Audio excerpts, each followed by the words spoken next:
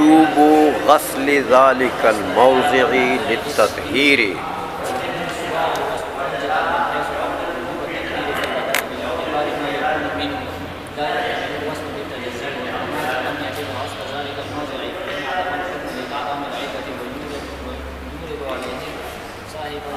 صاحب الجرح السائل ببیان انہ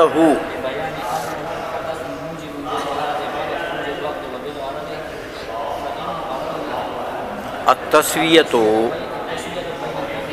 والبول. اچھا، اب یہ فرماتے ہیں کہ اگر علل مؤثرہ سے کوئی مخالف استدلال کرے تو ایک تو اس کا دفع جو ہے وہ بالوصف ہو گیا کہ بھئی وہ علت جو تم کہتے ہو کہ بھئی یہ علت ہے اس حکم کے لیے،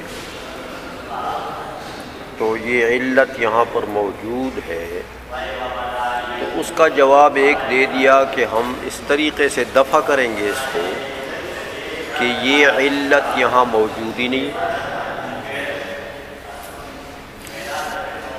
جیسے ما خرج من البدن میں انہوں نے بتا دیا کہ بھئی وہ خارج ہے ہی نہیں، وہ جو ما ظہرہ ہے سیلان جس نے نہیں کیا وہ خارج ہے ہی نہیں، تو ہم نے تو خارج کو حدث کے لیے علت بنایا. بات یاد ہے؟ اچھا، آگے فرماتے ہیں کہ ثم بالمعنی الثابت بالوصف دلالتاً، دوبارہ ہم اس کو دفع کریں گے اس قیاس مخالف کو. کیسے؟ کہ ہم کہیں گے میاں کہ وہ وصف جس معنی کی موجودگی کی وجہ سے وہ علت تھا، وہ وصف جس معنی کی موجودگی کی وجہ سے علت تھا، وہ معنی ہی موجود نہیں ہے اس میں، وہ معنی ہی، تو لہٰذا وہ وصف علت بھی نہیں ہے. سمجھ میں آ گئی ہے؟ وہ وصف ہو جس معنی کی موجودگی کی وجہ سے علت بن رہا تھا اس حکم کے لیے، یہاں پر وہ معنی ہی موجود نہیں، تو لہٰذا وہ وصف علت ہی نہیں ہے اس حکم کے لیے. نہیں سمجھ آئی؟ اچھا، اس لیے کہتے ہیں ثم بالمعنی الثابت، یعنی ثم بعدم المعنی الثابت بالوصف دلالتاً. دوبارہ ہم جب دفع کریں گے تو وہ کیسے کریں گے کہ بھئی وہ معنی ثابت بالوصف دلالتاً جو تھا، جو علت، وہ وصف علت بن رہا تھا اس معنی کی وجہ سے، وہ معنی ہی اس کے اندر ہے ہی نہیں. فَبِهِ صَارَ الْوَصْفُ حُجَّةً، تو دیکھو اسی معنی کی وجہ سے وہ معنی موجود تھا نا، تو اس معنی کی وجہ سے وہ وصف کیا بنا تھا؟ علت. سمجھ آئیے؟ تو جب وہ معنی ہی نہیں ہے اس میں تو وہ وصف علت بھی نہیں ہے. یہ دوسرا طریقہ ہے علل مؤثرہ سے اگر کوئی مخالف استدلال کرے تو اس کے دفع کرنے کا، یہ دوسرا طریقہ ہے. سمجھ رہے ہو بات کو؟ اچھا، کہتے میاں دیکھو یہی ما خرج من البدن جو نجاست ہے، اسی کو لے لو کہ جو نجاست خارجہ عن البدن ہے، یہ علت ہے کس کے لیے؟ خروج النجاست عن البدن. یہ علت ہے کس کے لیے؟ حدث کے لیے، بے وضوگی کے لیے، وضو کے ٹوٹنے کے لیے، وضو کے ٹوٹنے کے لیے. تم یہ دیکھو تو صحیح کہ یہ وصف جو ہے یہ خروج عن البدن، نجاست کا خروج عن البدن، یہ کیوں علت بن رہا ہے حدث کے لیے؟ کس معنی کی موجودگی کی وجہ سے یہ علت بن رہا ہے؟ کہتے ہیں میاں بات یہ ہے کہ دیکھو نجاست ایک تو ہوتی ہے کہ نجاست خارج سے بدن یا کپڑے کو لگ جائے، خارج سے کوئی غشان وغیرہ لگ گیا، گوبر وغیرہ لگ گیا کپڑے کو، تو اس کا کیا حکم ہے؟ وہ جس جگہ کو لگا ہے بس اسی کو دھو لو، بدن ہے یا کپڑا ہے، جس جگہ کو لگا ہے اسی کو دھو لو، یہ حکم ہے۔ لیکن یہ جو بدن کے اندر سے نکلتا ہے، بدن کے اندر سے نکلتا ہے، جو نجاست نکلتی ہے اندر سے،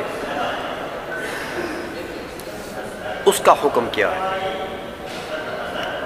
میاں یہ خروج نجاست عن البدن جو ہے اس کے اندر ایک معنی پایا جاتا ہے، اس لیے یہ علت ہے حدث کے لیے۔ وہ کون سا معنی ہے؟ معنی یہ ہے کہ جب نجاست بدن سے خارج ہو جائے تو سب سے پہلے جو جس معنی کی وجہ سے یہ خروج نجاست علت ہے، وہ کیا حکم ہے؟ حکم یہ ہے کہ پہلے تو یہ خروج نجاست علت ہے اسی جگہ کے دھونے کے لیے، جس جگہ سے نجاست نکلی ہے اسی جگہ کے اسی جگہ کا غسل واجب ہے، یہ معنی ہے، اسی جگہ کا غسل واجب ہے۔ اچھا، تو پھر شریعت کو جب دیکھا تو میاں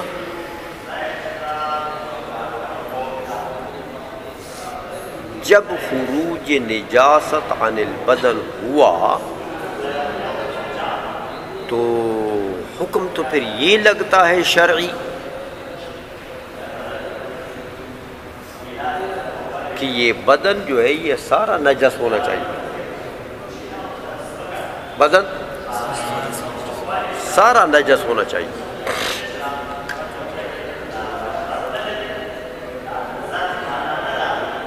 دیکھو کیونکہ یہ جو وصف ہے یہ تجزی تو قبول کرتا نہیں،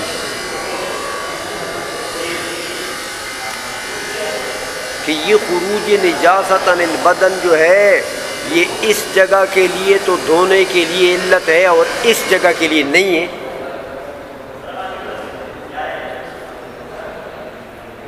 سمجھ آ گئی ہے؟ پہلے کیا چیز ثابت ہو گئی اس سے کہ جس جگہ سے نکلی صرف وہی جگہ دھونی چاہیے، لیکن کیا شریعت اس کے اوپر اکتفا کرتی؟ کہ میاں شریعت تو پھر کہتی ہے کہ تمہاری نجاست یہاں سے نکلی تو وضو ٹوٹ گیا، وضو ٹوٹ گیا، اب صرف اس جگہ دھونے سے وضو ہو جائے گا؟ تو ہونا تو یہ چاہیے تھا کہ صرف اسی جگہ کو دھو لیتے تو کام ہو جاتا۔ تو اس جگہ کا دھونا تو واجب ہے ہی ہے۔ کس جگہ کا؟ جہاں سے نجاست نکلی اس کا دھونا تو واجب ہے ہی ہے، لیکن شریعت نے کچھ معاملہ پھیلا دیا۔ کیا؟ کہ یہ حکم جو ہے یہ تجزی تو نہیں قبول کرتا۔ ایسا تو نہیں ہو سکتا کہ میاں یہ خروج نجاست جو اس حصے سے ہوا، اس حصے سے ہوا، تو یہ اگر یہ ہاتھ سارا دھو لو گے نا تو اس کے غسل کے وجوب کے لیے تو یہ خروج نجاست علت ہے، اور اس ہاتھ کے دھونے کے لیے علت نہیں ہے. کیوں کہ شریعت تو پھر کہتی ہے کہ یا تو صرف اس پر اکتفا کرنا چاہیے جہاں سے نکلی ہے نجاست، یا پھر سارے بدن کو دھونا پڑے گا. کوئی اندام اولا بالغسل تو دوسرے اندام سے نہیں ہے. سمجھ رہے ہو بات کو؟ تو جب یہ نہیں ہو سکتا اب کہ آپ کہیں کہ یار یہ اس سے تو کام نہیں بنے گا، جہاں سے نجاست نکلی ہے اس کو اگر دھوئیں گے تو اس سے تو وضو بحال نہیں ہوگا نہیں. تو پھر تم کہو یار چلو اس سے نہیں بحال ہوگا وضو، تو یہ سارا ہاتھ دھو لیں گے تو بحال ہونا چاہیے، ہو جائے گا. چلو اس ہاتھ کو بھی ساتھ دھو لیں گے تو بحال ہو جائے گا. اس لیے کہ وصف احتمال تجزی نہیں رکھتا کہ بھئی اس جز کے لیے وہ علت بن گیا، غسل کے لیے اس کے لیے نہیں ہے، اس کے لیے بن گیا اس کے لیے نہیں ہے، یہ چیز تو نہیں ہے. تو اب پھر کیا نکلا نتیجہ کہ سارے بدن کا دھونا واجب ہونا چاہیے. اس جگہ کا دھونا تو واجب تھا ہی تھا نا، یہی تو وہ معنی فی الوصف تھا. تو شریعت کے حکم کی وجہ سے کیا ہو گیا؟ سارے بدن کا دھونا واجب ہو گیا. اب میاں تھوڑی سی ہوا نکل جائے تو تم کہو سارے بدن کو دھو، تھوڑا سا پیشاب نکل جائے سارے بدن کو دھو، جاؤ غسل کرو.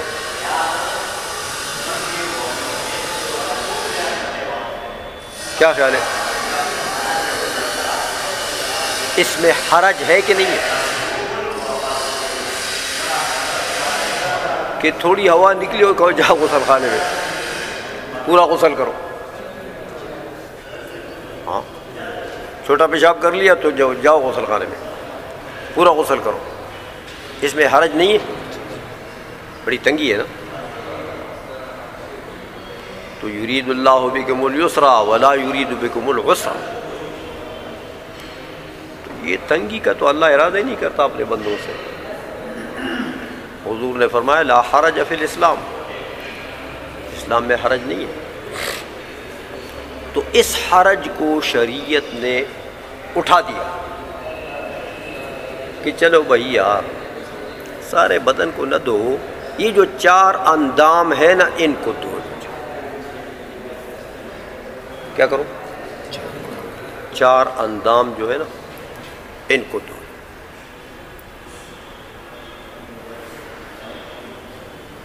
تو اب حرج رفع ہو گیا. حرج تو وہ جو جہاں سے نجاست نکلی تھی اس کا دھونا تو واجب تھا ہی تھا، کیونکہ وہاں تو نجاست ہے، اس کا دھونا تو واجب ہے ہی ہے. تو وہ معنی علت بن گیا کس کے لیے؟ حدث کے لیے، کہ بھی وضو تو ٹوٹ گیا ہے میاں تو یہ 4 اندام چلو دھو لو تو حرج رفع ہو گیا. حرج ہو، بات سمجھے ہو کہ نہیں؟ یہ وہ معنی ہے جس کی وجہ سے وصف علت بنا تھا. کون سا معنی؟ کہ وجوب غسل موضع خروج نجاست کے، کہ جب یہاں سے نجاست نکلی تو یہ نکلنا کیا ہوا؟ علت حدث کے لیے کہ وضو ٹوٹ گیا. کیوں بھائی یہاں سے نجاست نکلنا یہ وضو ٹوٹنے کے لیے کیوں علت بن گیا؟ کہتے ہیں یہاں ایک معنی پڑا ہوا ہے نا، وہ معنی کیا ہے کہ اس جگہ کا دھونا تو کیا ہے؟ واجب. اسی واجب نے، یہی واجب جو ہے کہ اس کا دھونا واجب ہے. اب تجزی تو ممکن نہیں ہے تو سب بدن کا واجب ہونا چاہیے. تو سب بدن میں حرج تھا تو کہا چلو یار 4 اندام دھو. تو یہ 4 اندام دھونا جو ہے یہ وضو ہے نا، تو یہ کیوں واجب ہو گیا کہ وضو نہیں رہا نا نجاست کے خروج کی وجہ سے. تو یہ خروج نجاست جو ہے اس کے اندر ایک معنی ہے، تو اس معنی کی وجہ سے یہ علت بن گیا حدث کے لیے. بات سمجھے ہو کہ نہیں سمجھے ہو؟ اچھا، تو میاں یہ تو گویا کہ معنی تھا، جو وہ معنی آپ کو بتا دیا جس کی وجہ سے وصف علت بنا ہے. اب آؤ دیکھو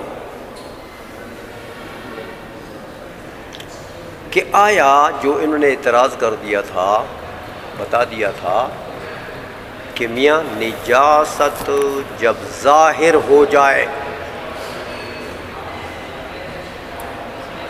چمڑا اتر جائے، نجاست اپنی جگہ سے سیلان نہیں کر چکا، اس میں اب دیکھو وہ جو معنی جس معنی کی وجہ سے یہ وصف علت بن رہا تھا حدث کے لیے، وہ معنی یہاں پایا گیا. وہ کیا معنی تھا؟ کہ خروج کی جگہ کا دھونا واجب تھا، خروج کی جگہ کا دھونا واجب تھا. تو جہاں نجاست ظاہر ہو گئی، سیلان نہیں ہوا، اس جگہ کا دھونا واجب ہے. تو یہ تو وہ معنی ہی نہیں پایا گیا جس معنی کی وجہ سے یہ وصف علت بن رہا تھا. جہاں نجاست ظاہر ہو گئی، سیلان نہیں ہے، اس جگہ کا دھونا واجب ہے نہیں ہے. تو وہ معنی ہی نہیں پایا گیا جس معنی کی وجہ سے یہ وصف علت بن رہا تھا. لہٰذا یہ یہاں پر میاں علت ہی نہیں پائی گئی، علت ہی، اس لیے حدث کے لیے یہ سبب ہی نہیں ہے. بھائی نہیں سمجھے ہو شیخانو؟ پوچھوے کرام. اچھا، اس لیے کہتے ہیں کہ میاں دیکھو ثم بالمعنى الثابت بالوصف دلالتاً، پھر دفع کریں گے ہم وہ معنی جو ثابت بالنص دلالتاً ہے اس کے عدم سے، کہ بھئی وہ معنی ہی نہیں پایا جاتا. وَهُوَ وُجُوبُ غسل ذَلِكَ الْمَوْضِعِ، وہ معنی کون سا ہے؟ ہاں، جہاں سے نجاست نکلی اسی جگہ کا غسل واجب ہے، یہ معنی ہے، اسی جگہ کا غسل للتطہیر، اس کو صاف کرنے کے لیے تاکہ وہ صاف ہو جائے. تو اس جگہ کا غسل تو واجب ہے نا. تو فَبِهِ صَارَ الْوَصْفُ حُجَّةً، اس معنی کی وجہ سے یہ وصف کیا بنا تھا؟ حجت اور علت بنا تھا. کس کے لیے؟ حدث کے لیے.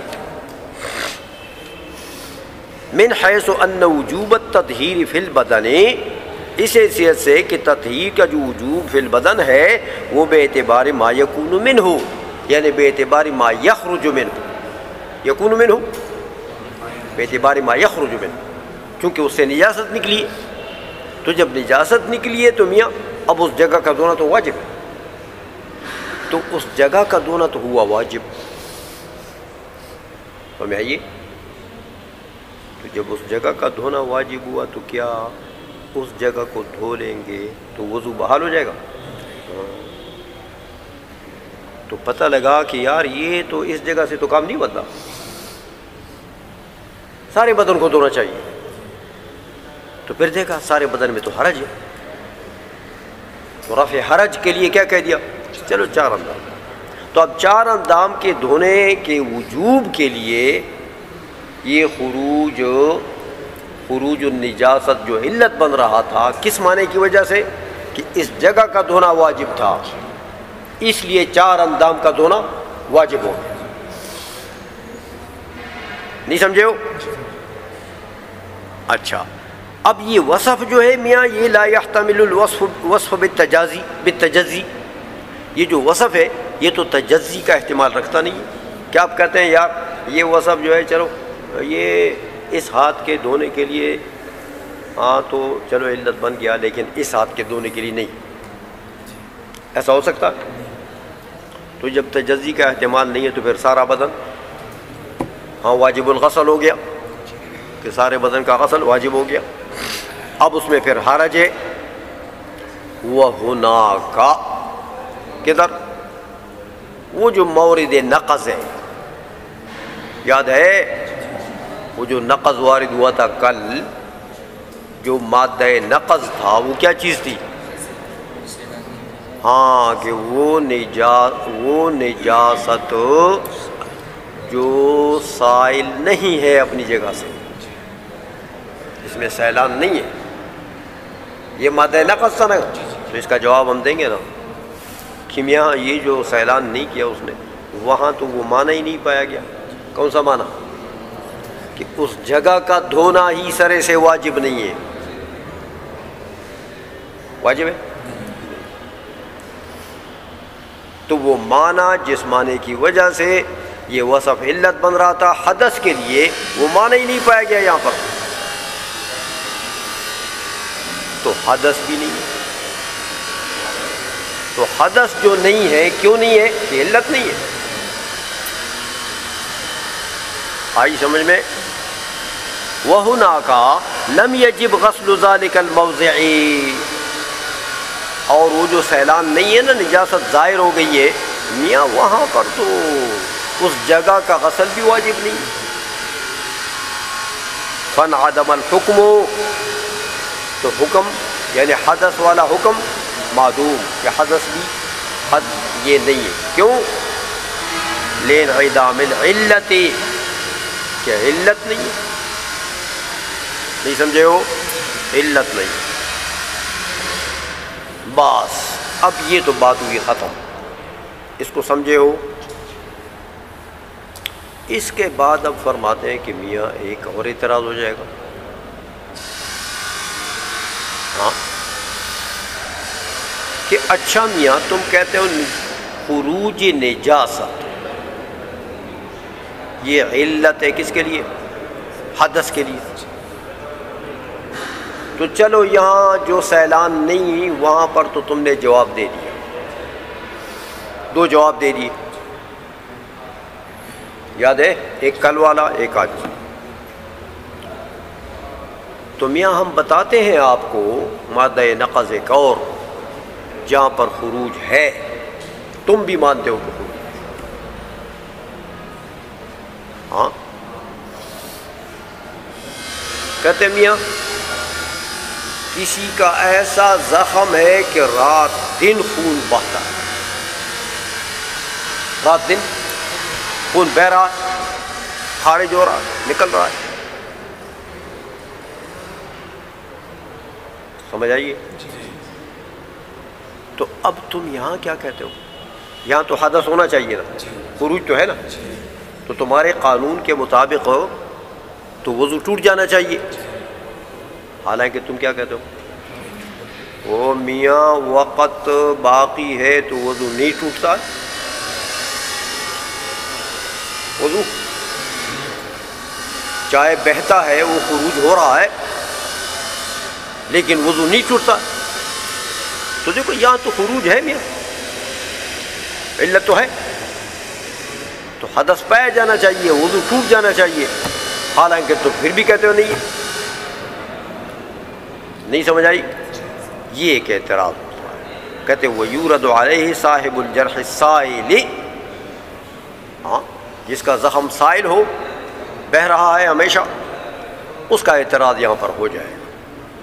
تو کہتے ہیں میاں فَنَدْفَعُهُ بِالْحُكْمِ بِبَيَانِ أَنَّهُ حَدَثٌ مُوجِبٌ لِلطَّهَارَةِ بَعْدَ خُرُوجِ الْوَقْتِ، کہتے ہیں اس کا جواب ہم دو طریقے سے دیں گے، ایک تو بالحکم، ایک جواب کیا دیں گے؟